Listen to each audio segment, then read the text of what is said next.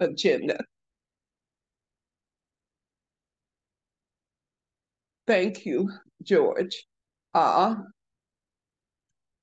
We will begin. It is 5 p.m.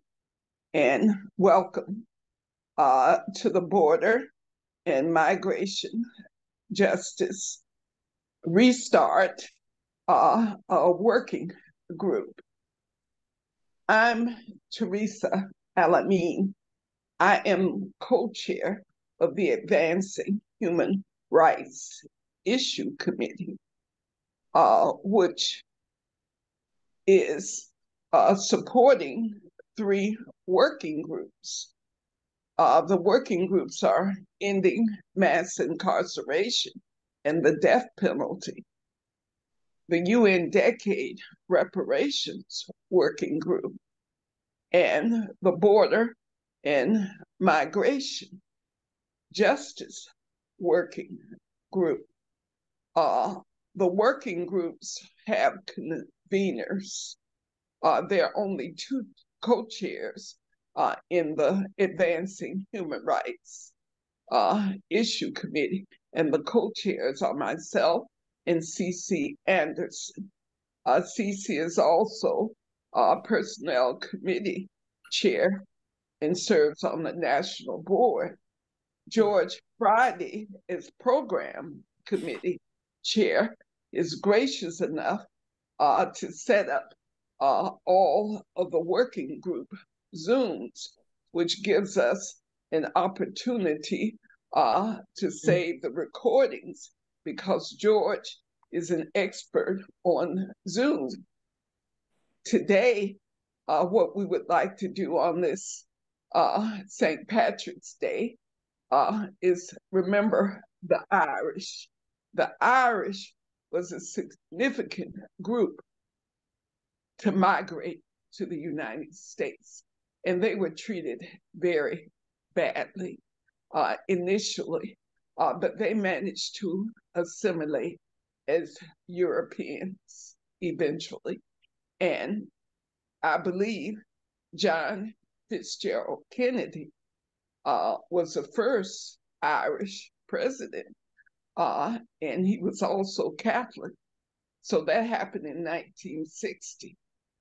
So that was what, 60 years ago plus. So we will be talking primarily in the Border and Migration Working Group about the movement from the Global South.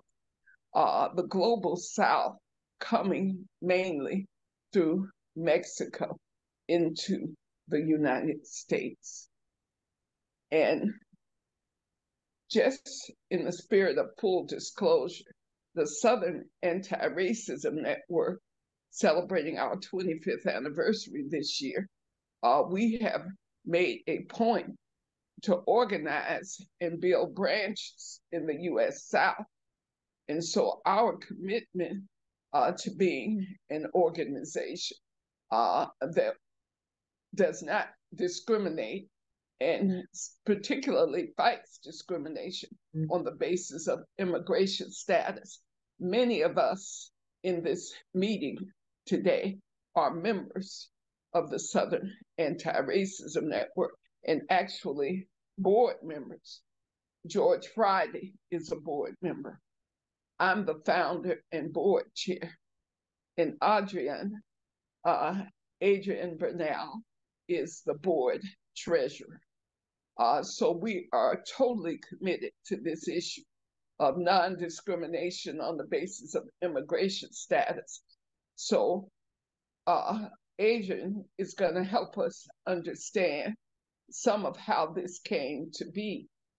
If I recall correctly, Adrian describes himself as Chicano and being of Mexican origin. But I'll let Adrian speak more and introduce himself because he will have 15 minutes. And George Friday has agreed to give him the hand signal of 5 minutes when he's been talking for 10 minutes. And then she'll give him the 2-minute warning so that Adrian can wrap it up and we can open it up to questions and answers. But as you can see, the proposed next steps are to establish the next meeting, which will be based on Adrian's schedule. And so we want to get that settled before we end at 6 p.m. We do have a hard stop at 6. I didn't see any signal.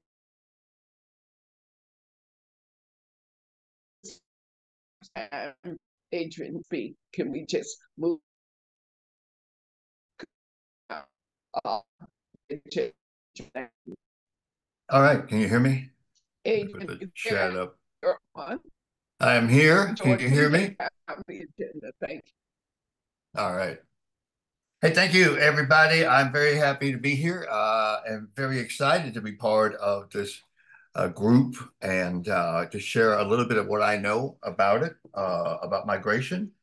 As you saw in the introduction, I have been a journalist for 30 years, primarily specializing in Latin America and the Caribbean. I do a radio show every week where we talk about this. And I just wanted to give you a brief summary of what's happening right now. I know many of you are very much aware of it, but I do my research on both the left and the right because I think it's important to know what everybody's saying in order to understand what the issues are. Because of course everybody has concerns.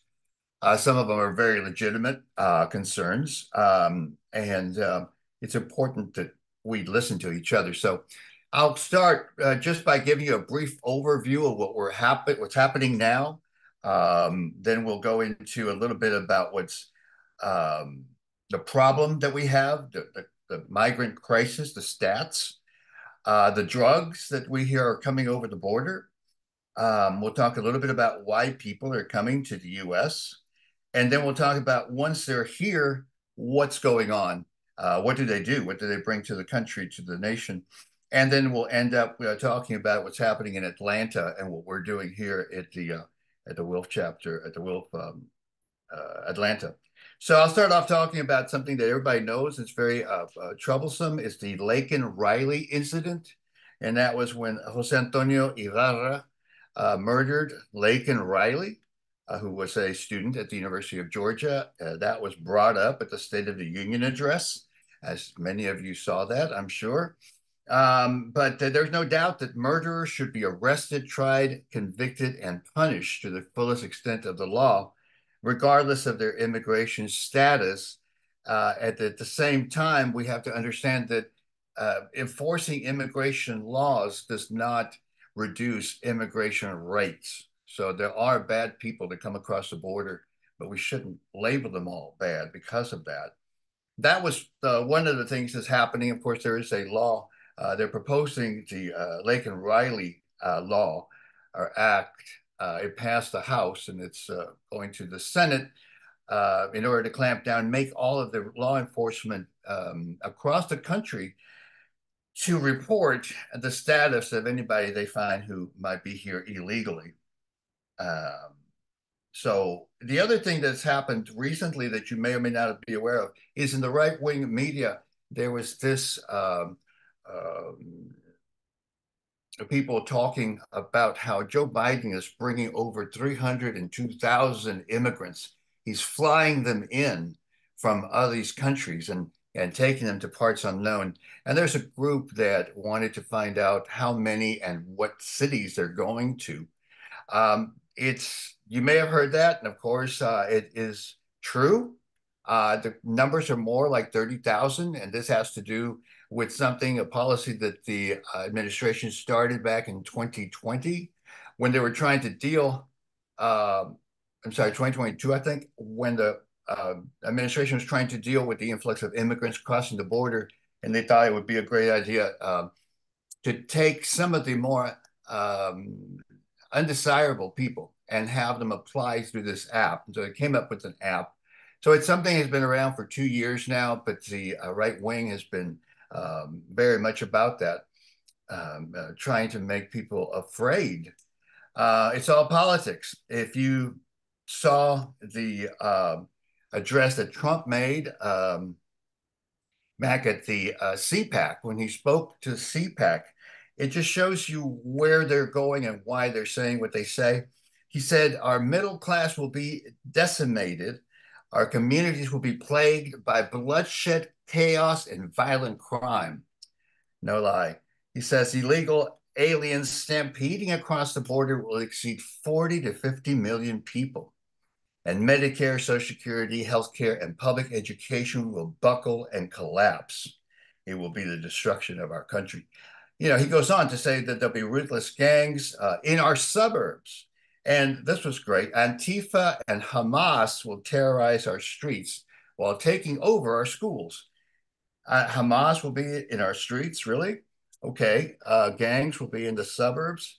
So there's no mention about the contribution that the immigrants bring to the workforce or boosting our Social Security and Medicaid trust funds. There's no mention that immigrants commit less crimes than native-born population, or that manufacturing jobs were exported to China by both Democrats and Republicans. So the fear mongering by politicians to gain votes that's what it is. It's just trying to scare us and to come up with violence against migrants, and that's what comes up. And of course, anybody who people think is a migrant. And of course, that's not new. So right now, there's a border bill that's stuck in Congress. The senators want it passed, but it has money for Ukraine and Israel, so that's why it's not moving, which may be a good thing, depending on how you see it. Talking about the migrant crime statistics, the migrants commit less crimes than native-born people. This, according to the Cato Institute, which is a libertarian think tank. And for the last 20 years, they've been saying the same thing. Actually, Cato has been suggesting we should have open borders because it would be a boon to our economy, because migrants they start their own jobs, hire people, and pay their taxes. But according to their study, they have the lowest homicide conviction rate at 1.1 for 100,000 legal immigrants. So, and this is a rate that has been constant across the years. Now, we hear a lot about fentanyl and the fentanyl problem. The migrants are bringing fentanyl across the border. That is not true. Usually, the migrants bring their clothes on their back and little elves when they cross the border. But the problem is really a U.S. drug problem, as many, including the president of Mexico, Andres Manuel Lopez Obrador, has said. We have a problem that Americans like to do drugs. And the way that the administration is dealing with it is by going and using military solutions. As always, as you probably heard the president of Colombia say, that America tries to solve its problems with bombs and walls. I think he hit that right. But March 5th, here in Georgia, the DEA seized 855 pounds of crystal meth. In another bust, the GBI seized 405 kilograms of cocaine, 2 kilograms of ecstasy, and 135 pounds of marijuana. And in Buckhead, the APD seized $2 million in narcotics. So yes, fentanyl deaths, 112,000 Americans have died from overdoses between May of 22 and 23. But this is Americans doing it to themselves. We don't hear that. Recent studies showed that about 1 in 5 teens ages 12 through 18 suffer from at least one diagnosable mental health disorder. So as President of Mexico says, you know, we don't hug our kids enough. And as you heard about was it the young man that killed 4 of his classmates just last week, and now both of his parents are going to go to jail. There's a disconnect. And so I think that the problem, drugs is not that drugs are coming to the border, it's that America want their drugs across the border. out of those 18 to 26, 15%, only 15%, they had said that they had excellent health. All the other students have problems. So why do people come to this country? They make a 1,000-mile trek on foot, knowing they'll be raped, knowing they'll be beaten, knowing that there will be um, asked for money and having their people send money to the cartels or whoever stops them. But people still come. People don't usually leave their homes, their families, or their friends if it wasn't dire. And why is it dire? Because of United States sanctions, wars, lack of food or water. And this is what makes people leave their countries. And this is something that's ignored both by Democrats and Republicans. And because if they were to acknowledge the problem is crony capitalism, the Monroe Doctrine, the so-called American exceptionalism.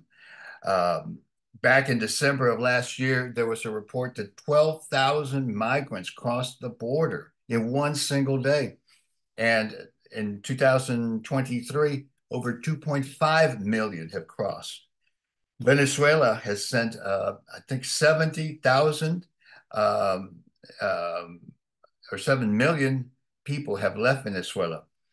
You look at places like Haiti. Uh, we overthrew their government, the government of John Bertrand Aristide, and that was the Bush administration. And they have had to suffer 20 years of foreign military occupation, dictatorship, and terror. And that's just Haiti. And right now, as you probably heard, the US and the UN are trying to move with new plans to invade Haiti, and they're trying to get the Kenyan police to do it.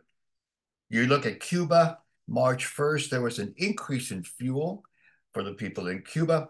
Cuba needs about 8 million tons of uh, fuel for their economic activity. They were only able to produce 3 million. And they only imported about 200,000 tons of gasoline when they need over 3.5 tons of gasoline. So the embargo against Cuba has been terrible. Just last year, they suffered $4.8 billion loss. And the Biden administration has just put them on the list of countries that export to terrorism. So that is not good for Cuba. The same thing can be said about what's going on in Grenada. They just celebrated the 50th year of their independence. That was back in February 7th. But when Maurice Bishop was the prime minister, they had an unprecedented prosperity. This was back in 1974. So, of course, what happens, the United States influences the IMF and the World Bank. And then later in 83, Washington and its allies implement Operation Urgent Fury and invade Grenada. They still haven't found the body of Maurice Bishop. So it's the sanctions and the coups and the policies of the United States that are making these people come here. Also, the support of multinational corporations. You might recall that Elon Musk said famously, "We'll coup whomever we want to," referring to Evo Morales in Bolivia because he wanted to get the lithium for his electric cars. You also probably heard General Richardson, who's the head of the U.S. Southern Command, salivating over all of the oil and minerals and gold and silver that is in Central and South America. So there is this greed that it's not only the corporations, but it's also the military or the corporations using the military and the government to get what they want. And it's the same all over the world, the global South. You may have heard that over 9,000 people died trying to cross into Europe in 2023, and that was up 20% from the previous year. Of course, the global South, you've got Africa, you've got all of those countries, and that's why they're coming over. Now, once they're here, what do? People fulfill jobs like crazy. There's a lack of jobs being filled. 2 million jobs are not filled, and they do that. They contribute to financing the Social Security. And also, their children work hard. We've heard of children of migrants, immigrants who are now astronauts. Here in Atlanta, GLAR, the Georgia Latino Alliance for Human Rights, has been working with Project South and 14 other organizations to get out the vote, to get people to vote. Also opposing HB 1105, which is a new law that they're trying to get for all of the counties to support the law called 287G, which when they make an arrest, they want to know who this person is. And if they're undocumented, then they would get reported to ICE. And here in Atlanta, WILF will be teaming up with Veterans for Peace and SARN and the Black Alliance for Peace in order to make some changes and to get people here in Atlanta. And I will use my radio show to promote this. And that's about it. I think I got about 20 seconds. So that's it. That's my report. Well, thank you. And there is much to discuss. I'd like to kick off the first question, but asking everyone else present to just put stack in the chat if you have a question or a comment. We have about 10 minutes for this before we start talking about next steps. But I listen to NPR radio a lot. And today I was listening to Julio Torres, who came to the United States on a student visa. Then he managed to pay for it and get a work visa. And because he is an artist and a playwright, he managed to spend $6,000 to get an artist visa. So I'm curious, Adrian, to understand about what seems to be a really money-making aspect of the migration situation. Julio from El Salvador, and I do know that migrants from countries that are deemed communist seem to be able to come here easier. Like if you want to come from Cuba or if you want to come from El Salvador, you can get here easier. Could you explain that aspect of migration and why there are so many different types of visas that people have to get in order to stay here? Yes, thank you for the question. Well, yes, ever since the days of the Cold War, the United States welcomed in Cuban refugees. It's a PR move, wanting to make it look like everybody wanted to leave Cuba, how horrible a place it is.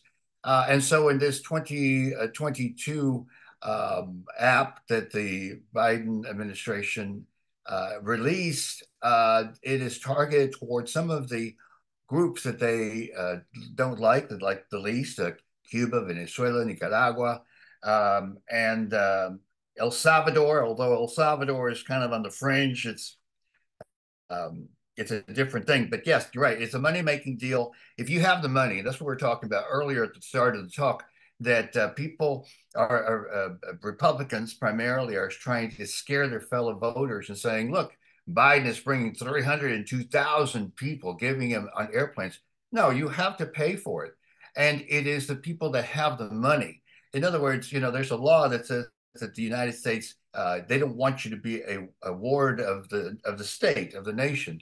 And so you have to prove that you're not going to come here and be on the streets. So they're using that as well. And yeah, they're doing it to all these nations that they want to discredit.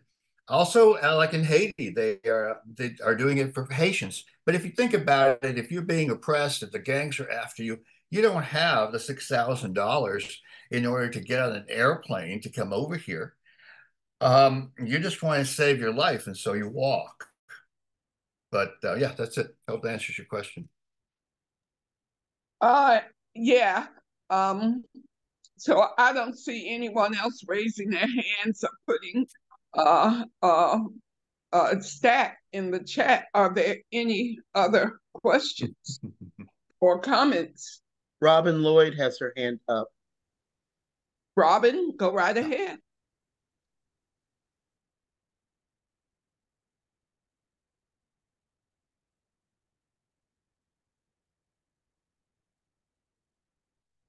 I don't hear Robin. Is she muted? She is muted. Gloria also has her hand up just now. But Well, Robin George, has if stayed muted. somebody's muted, if you could help them unmute, because they shouldn't be talking and not knowing that we're not hearing them. There you Because go. I haven't heard a word from Robin. So, Robin, could you begin again? I can't unmute her. All I can do is ask her to unmute. Hmm. And so far, that hasn't worked. Yes, please unmute yourself, Robin and Gloria. Uh, well, let's go on to Gloria, and maybe Robin will figure it out later. Gloria, could you please ask your question or make your comment? Thank you. Certainly. I live in Tucson, Arizona, and I know that there's a, a big role that the fruit companies and agribusiness play in this trafficking and migration issue. Now, they want these people, but then they want to be able to lose them again. I mean, some of these people are on like a round revolving door. It always sounds they're coming in one way. And my understanding is that a lot of them are being somehow dumped out by the. How does agribusiness do this? That's my question. The agribusiness gets HB5 visa, I believe it's called, and they can import workers.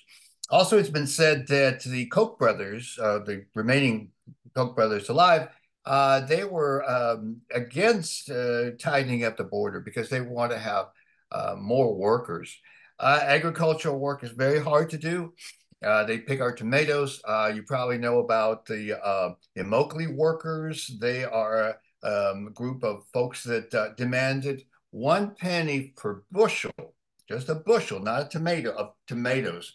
And Wendy said no. So that's been going on for a while. But yeah, they need the agricultural workers and the people that work in the chicken factories here in Georgia. We had a raid, and all of the agricultural workers were rounded up, and then there was no one else that wanted to do the work. People who applied to do the work lasted a day or less. So yeah, that's the thing about migrants, that they're willing to do anything to stay in the country. Thank you. Well, and I will add that for 5 years, we boycotted the Mount Olive Pickle Company because of their treatment of migrant workers. And thanks to the to the Farm Labor Organizing Committee, they were able to win a contract, unprecedented, for the H-2A workers to get those visas. So the union was managing to organize in Mexico and the United States to bring those farm workers in under a union contract. So it's very important to know that farm workers, like domestic workers, have kind of been excluded from being able to have the kind of collective bargaining rights that many workers are covered by in the United States. Yeah. And That, so the other thing I think we should touch on is that the technology workers and the hotel workers who come here from India and from Pakistan. I was in a hotel earlier a few days ago, and I was remarking at how wonderful a job Ali was doing.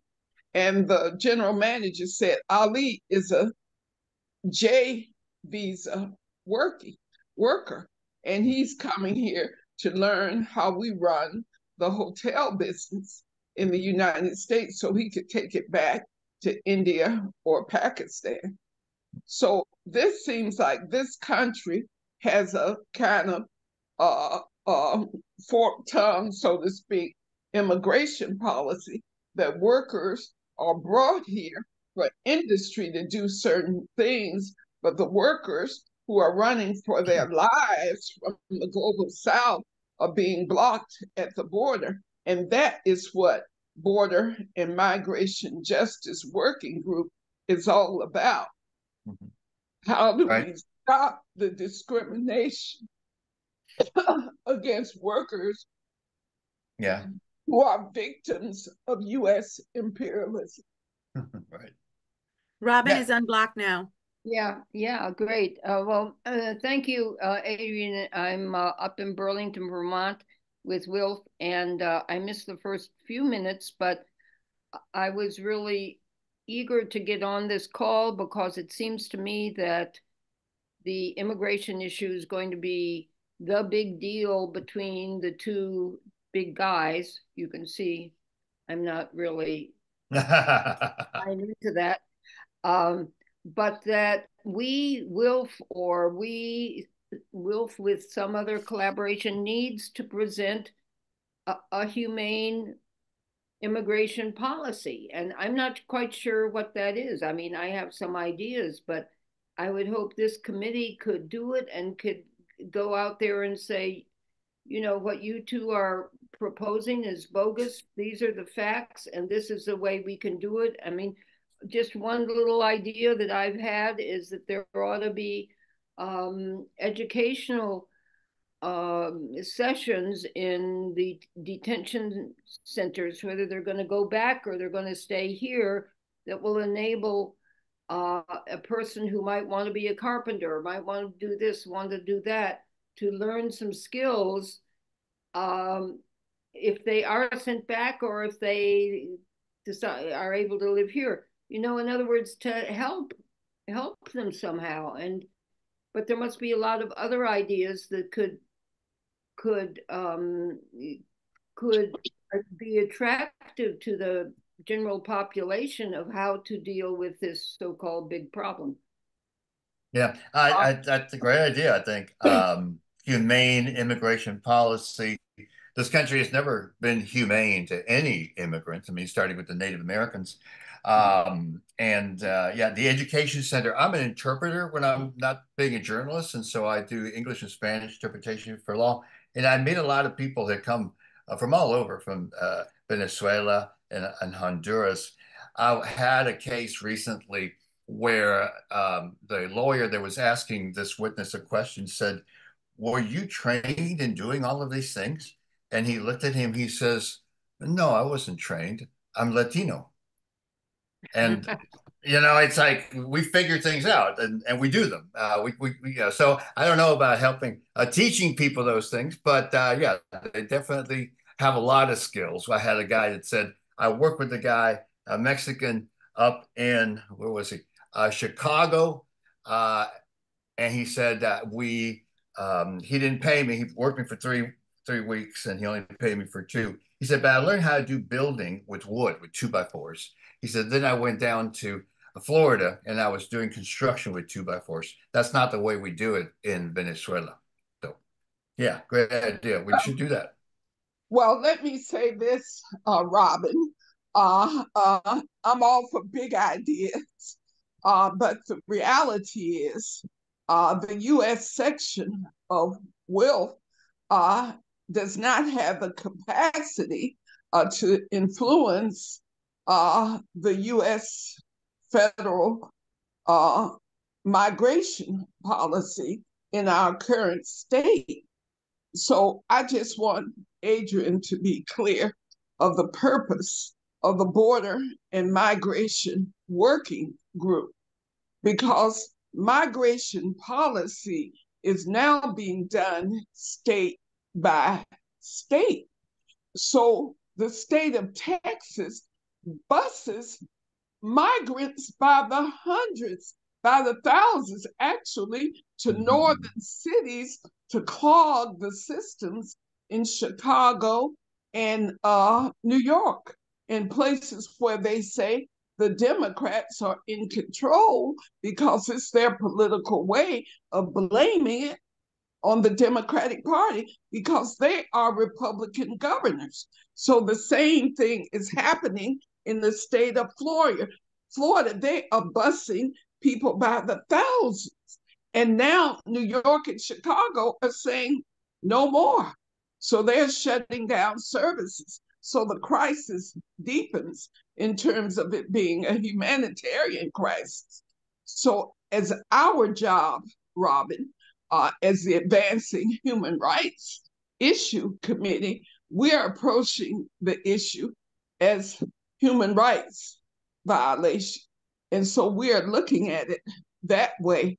So part of what Adrian is charged with doing, as we will get to that later on the agenda, if there are no more questions, we're ready to move to that item on the agenda where we could decide when we're going to have an actual strategic planning meeting of border and migration justice, a working group where we're going to talk about what can be done in this moment to stop what is happening at the border with the humanitarian crisis, where the children are put in cages and where people are dying for lack of basic human needs. So that is the purpose of border and migration justice working group, Robin.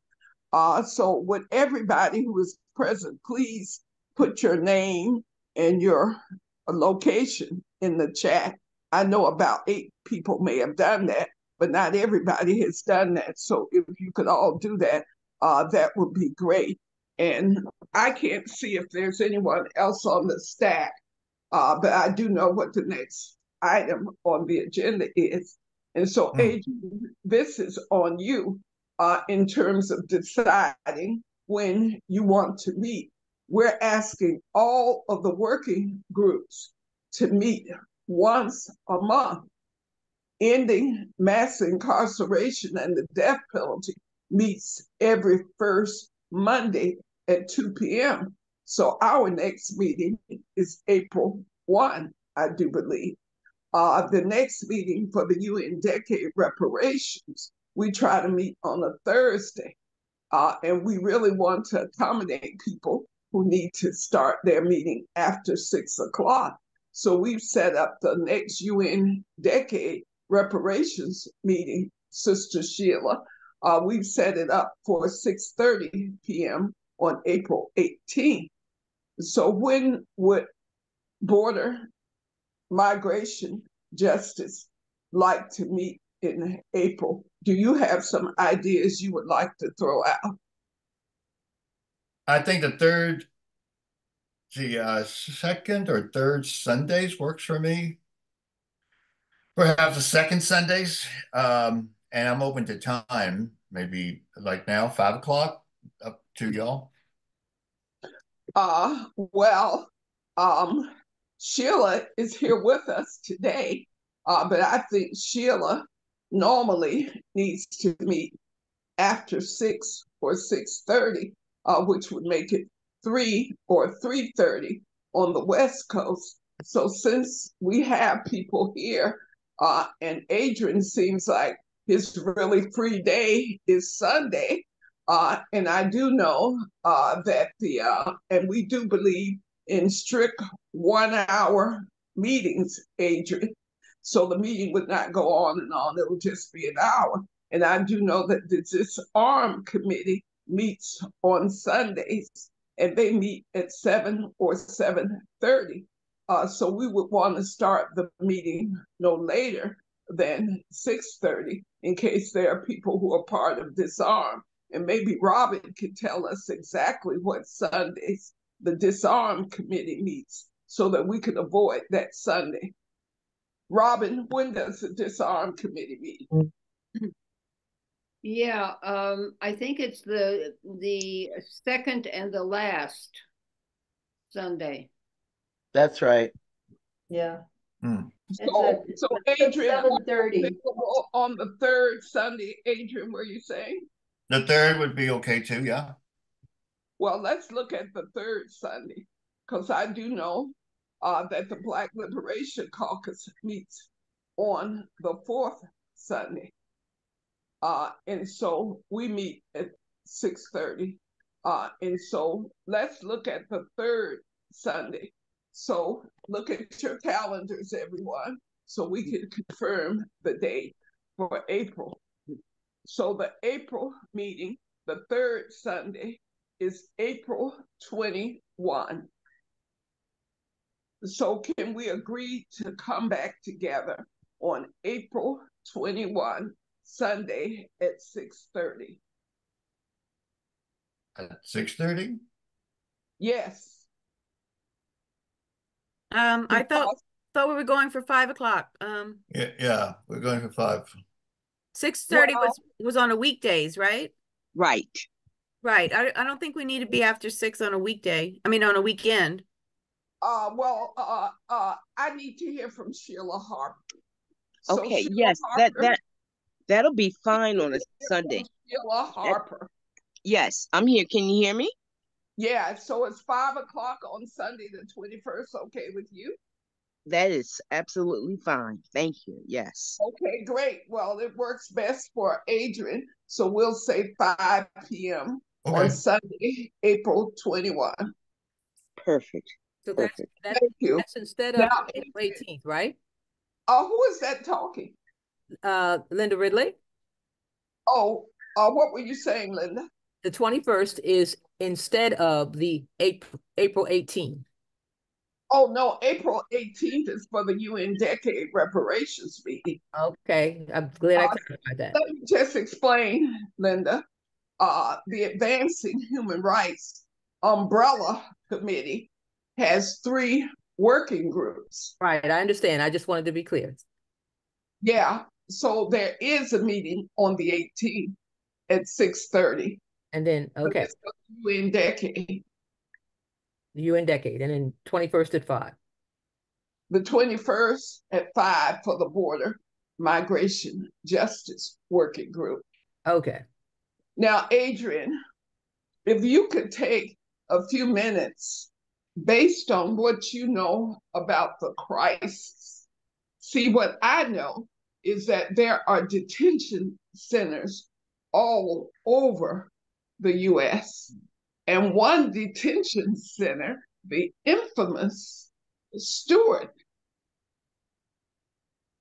Right. Detention Center, is just 45 minutes from where I live. We used to go there for a big march every year. It is a humanitarian crisis. And there are migrants there from all over Africa, the Caribbean, and in Latin America. And 98% of all of the migrants who go to immigration court in Atlanta are deported.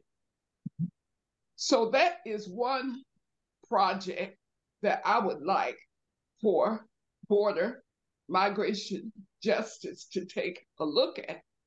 And then there's the abuse of women inside of these detention centers. And as you know, Project South took up one such situation, along with some nurses in the Atlanta area. So do you have any particularly strong issues that you know are going on, particularly in the South, based on your relationship with GLAR? Right. Well, yeah, that GLAR has been working to defeat HB 1105. And like I said in my presentation, 1105 is forcing all of the counties to turn in any migrants that are picked up. They're using what's called 287G, which is a law that was passed.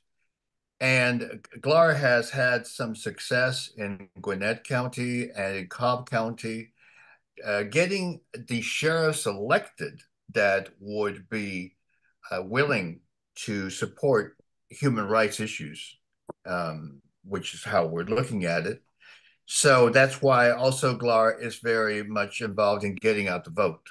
It's for sheriffs that say, if I'm elected to office, I will not follow this 287G. But now the state, because of the Laken Riley murder, is trying to make it mandatory for people to do this all over the state of Georgia. And in the U.S. House, they're also wanting to do this all over the U.S. Oh, that's ugly. Yeah. Now you said, 98% of the courts, of the court trials are deported. The people are deported. That's true. They do that, but what would you propose that we do about that, Well, Teresa? Since you said that Wilf can't influence immigration policy earlier. See, Wolf alone can't do much, but working in collaboration with other groups like GLAR, like Project South, we can influence laws like you're saying, the HB law that you mentioned. That is something we can do in collaboration, but we must have workers from the branches. So in the state of Georgia, we have 2 branches. So we can take on any state legislation that takes place. Because I know that the Columbus, Georgia delegation is very friendly to Wilf and the work that we're doing here through the Fannie Lou Hamer branch. And so I know that Atlanta has the most progressive delegation in the state of Georgia. So you can work with them to get things done, but it's about engaging branches. So where there are branches that are active, work can be done on migration because these laws are being passed at the state level. Mm-hmm. And that's how we strategically can move. So Greater Philadelphia and the Pittsburgh branches can influence Pennsylvania. Right. I think let's listen to Tina because she's writing in the chat. Oh, good. We got 2. Tina, good. Please speak. I don't understand what you're writing. Okay. A question about one acronym you used, Adrian, GLAC. What was that one? GLAR. GLAR. Yes. Tell us what that stands for. GLAR is GLAHR, Georgia Latino Alliance for Human Rights. Okay. Right. All right. And it's important to know, Tina, that they've been around for at least a decade, and they are the most powerful Latino organization in the state. I mean, they really do cover the whole state. And when they turn out people, they turn out thousands. Okay, so that's good to know. And then there are some. What we need to know from you is, does Greater Philadelphia, have any relationships with the migrant communities that are there? Because there are those that are there. So the whole purpose of this working group is to get branches to engage with migrant communities where they live. Like in Burlington, Vermont, there appear to be quite a few African migrants there. So when we talk migration, we're not just talking brown, we're not just talking Latino, we're talking African, we're talking Caribbean, we're talking other places around, including parts of Asia.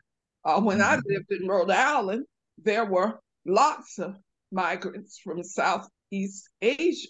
So we're talking Taiwan, we're talking Vietnam, we're talking everywhere, because the Vietnam War brought a lot of Vietnamese migrants to the United States. So let's be real complete in what we're doing when we're talking about migration.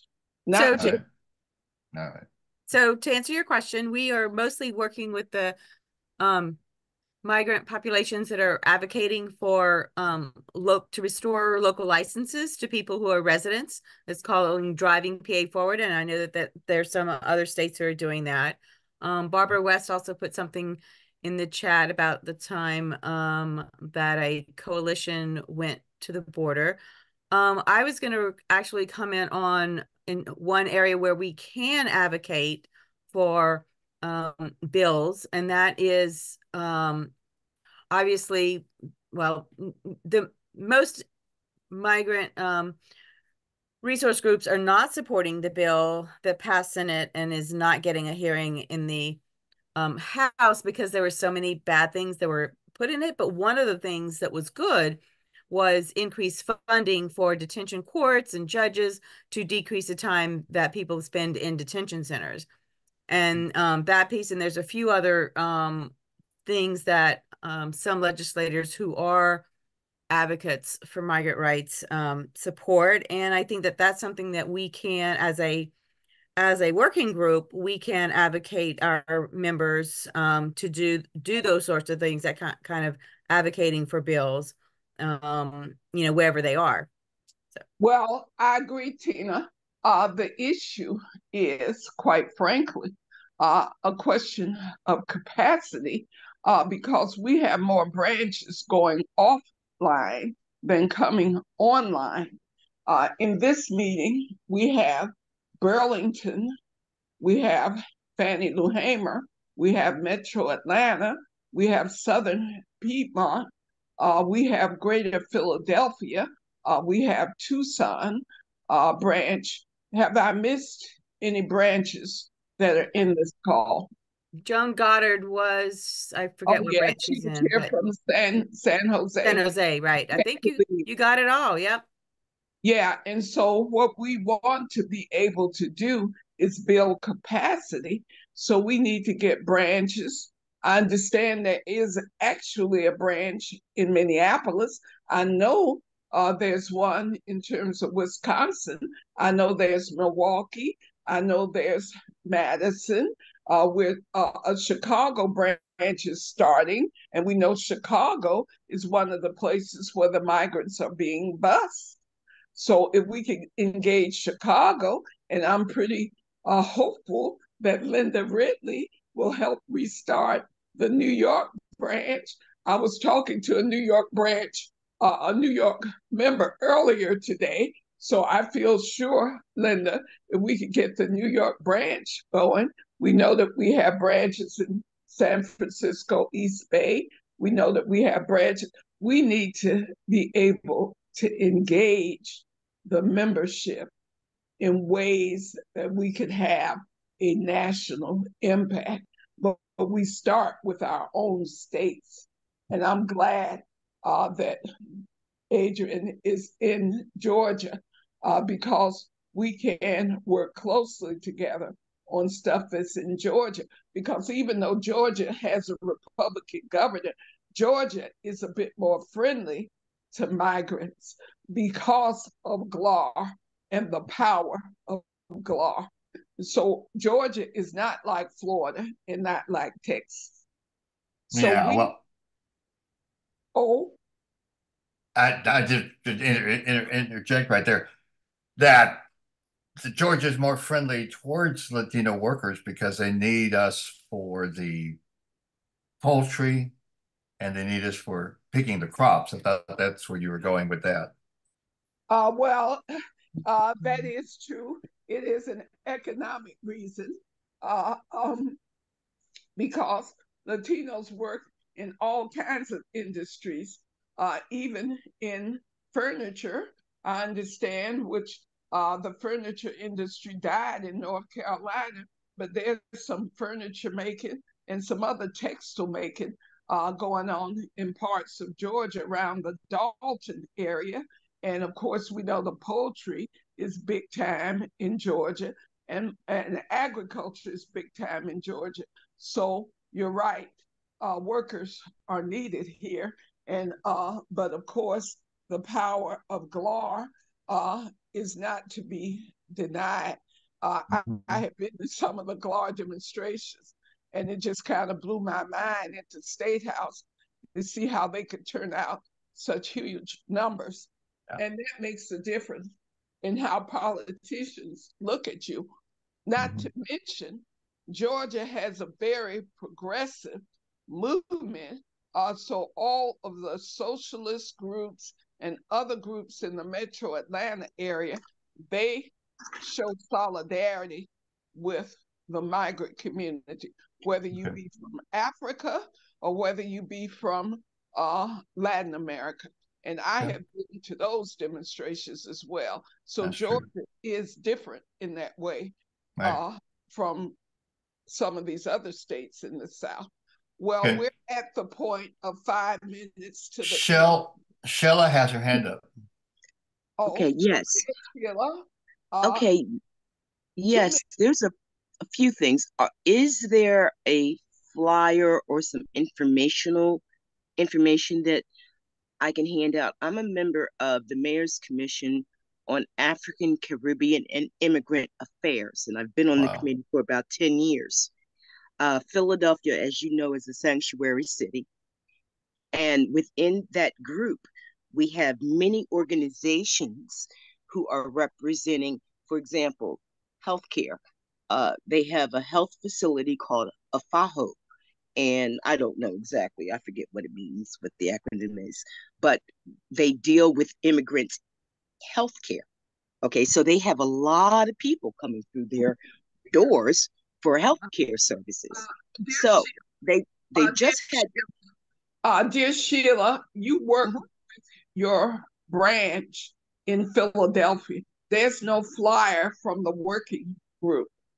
What the working group has done, thanks to Tina, is put together a recruitment brochure to invite people of Spanish speaking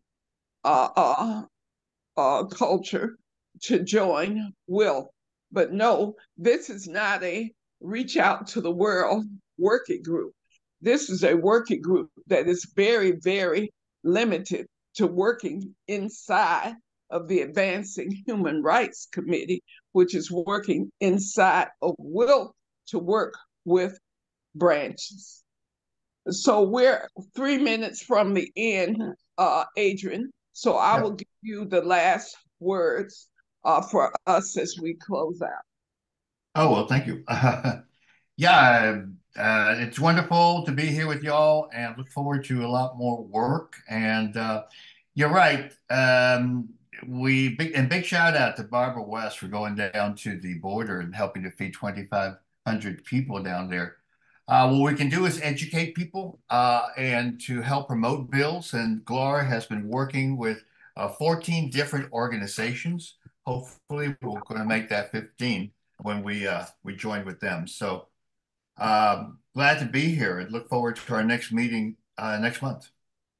Well, the one thing I will add about Adrian, I met Adrian through a connection with the School of America's Watch. And because Will is about ending war and U.S. imperialism, it's my expectation that Adrian will make that connection between border migration justice and the important work of SOA Watch. So I look forward to that coming up at our next meeting, Adrian. Thank you so much. And we will say good night or good evening and enjoy the rest of your evening, members. Thank you so much. And George, you'll save the chat for us and the recording like you always do. Wonderful, George. We love you. I appreciate it. Good night, y'all. Good night. Bye. Good night.